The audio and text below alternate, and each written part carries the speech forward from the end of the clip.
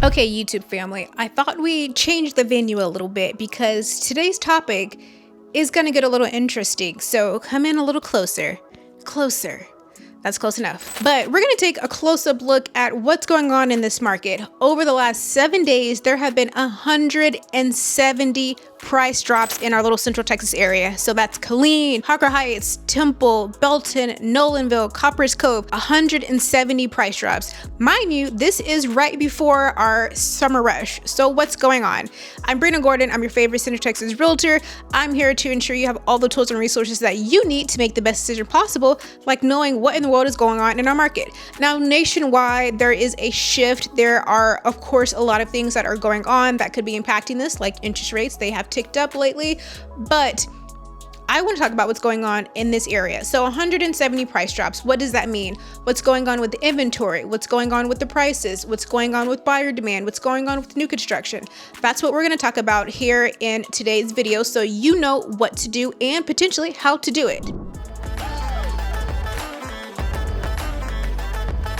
So let's start with number one. Market expansion. Now, of course, like I just said, we are right before our major PCS season. So that means right before a lot of our military personnel are choosing to PCS because they like to do it during the summertime, which most places are kind of the same thing. It's just heightened in our PCS area, in our military area. But this is when people like to move and get settled in by the time school starts. So by the time August starts, people like to be, cozy in their new duty station, their new home, whatever the case may be. So here there have been 170 price drops. So what does that mean for market expansion?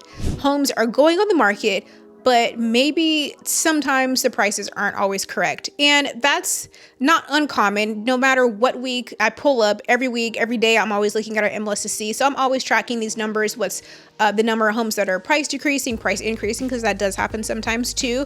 Homes that are withdrawn, expired, new listings. So I'm looking at all that all the time. But I always like to focus on price decrease because is it a lot? Is it a little? Is it just enough to really retrigger the algorithm?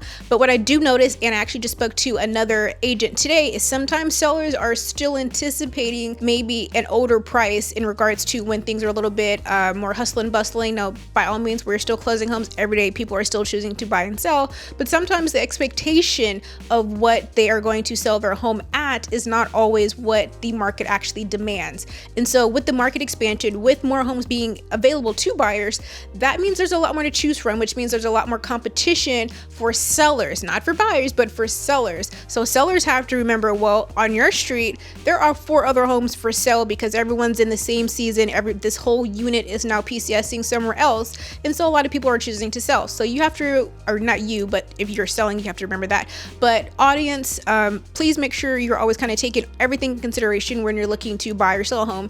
But sellers sometimes have to remember that it's not just about your home, but it's also about the competition that's on your street, in your neighborhood, on your block, in your city, whatever the case may be. Now, sometimes if a home is if it's maintained well, if it's in the right school district, it's at the right price, it's got the right improvements, do not by any means think that that home is sitting. That home is selling. There is a buyer ready for every price range, whether it's $200,000 or $700,000 or $1 million. There's a buyer out there. They're just looking for their perfect home. But when you have a lot more competition on the market, you have that market expansion, you do have to take in consideration the other people that are also selling and what you may have to do. So us as agents, we have to get more creative. You should already have a marketing plan by all means in place, but that also means that we have to make sure we're showing up on social media, not just the MLS. You have to do the open houses, reach out to other realtors. So there's a whole marketing plan that goes into place for that when we're dealing with this market expansion. So for number one, it's market expansion that is contributing to the price decrease. Hey, if you're thinking of relocating to the Fort Cavazos area, I have just the thing for you. My team and I have actually taken the time to create the ultimate relocation guide, which is meant to save you hours of research. And I have it linked right down below. The best part is there's no obligation to this, and it's going to come with everything from the top employers to the best schools and a boatload of other information, everything that you need to make the best decision. Again, no obligation. So make sure you click the link below. It also will be pinned, and I hope that it helps. And number two is buyers are getting pickier. And it's not necessarily a bad thing depending on the home, but it is a very true statement. And so anytime the interest rates go up a little bit, buyers get a little bit more conservative, which is completely understandable. So if you're looking to purchase a home and you're like, Brina, I just want to make sure I can get the best deal that I can get, or that I can get the home that I love, You absolutely should.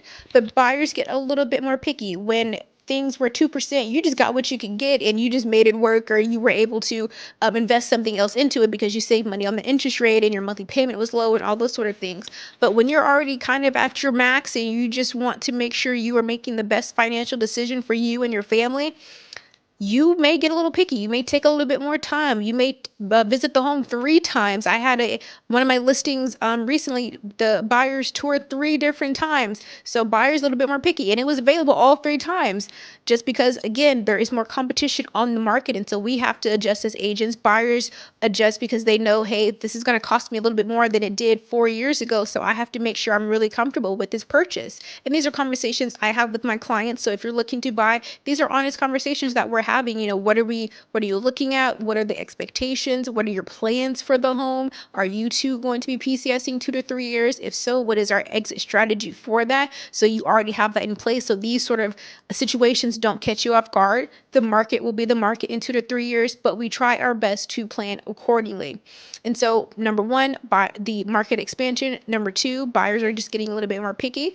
And number three is builder advantage. And I know, I hear a lot of people saying, well, I don't really want to buy a new home. And then sometimes they still end up buying a new home. But when I say builder advantage, is sellers are selling this one home. This is the home that they've made memories in. This is the home that they are accustomed to.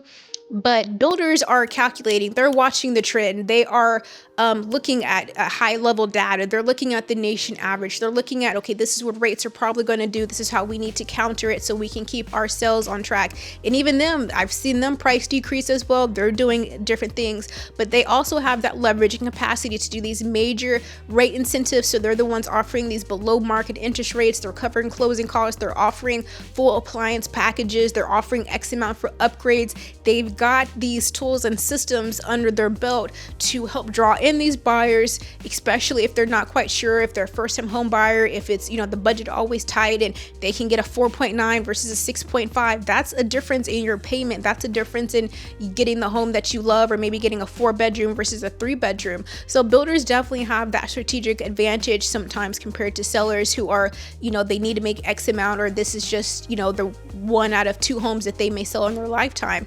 And so it's something that we have to take in consideration. And they also could be driving the price sale, because while builders are building and selling their homes, sellers are having to adjust and having to compete the best that they can in this already competitive market. Now, number 4, I want to make a little caveat, a little pivot, if you will. Now, here's the plot twist. Yes, everyone wants a lower price tag. I just had this conversation with a client this evening when we were talking about strategy and offers and all of that. And the price tag is important, but that monthly payment is even more important.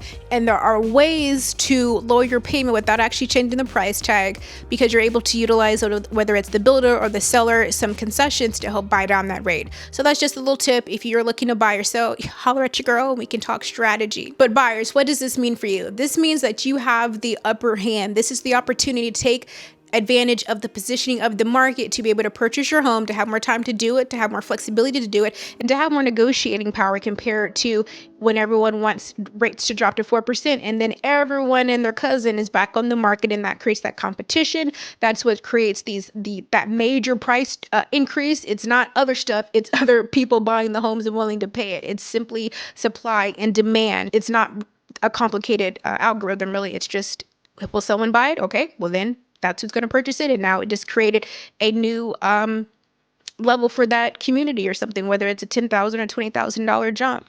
But buyers, you are in a great position. And I say that carefully and respectfully, because I do understand it's still a huge purchase. It's still something you have to be comfortable with, but you're in an upper hand as far as your negotiating power. Sellers, this means that you have to be aware of the market, working with somebody that is telling you the truth as well. These are honest conversations that I have with my sellers so that we can manage their expectations and manage the market and position the home correctly to attract that buyer, to limit the days on market, and hopefully limit some of the other terms as well. But this is our current market, and this is what we work through. We deal with every day. And as someone that's monitoring this market every day, I do this so I can inform and educate my clients so we can all have a better experience. And of course, if you're looking to buy, resell home, or new construction, if you're looking to place your home in the market, I would love to chat with you. Of course, all my information is on the screen and in the description box below, so you can reach out to me. Share this with somebody that is, considering purchasing, and I'll see you guys on the next video.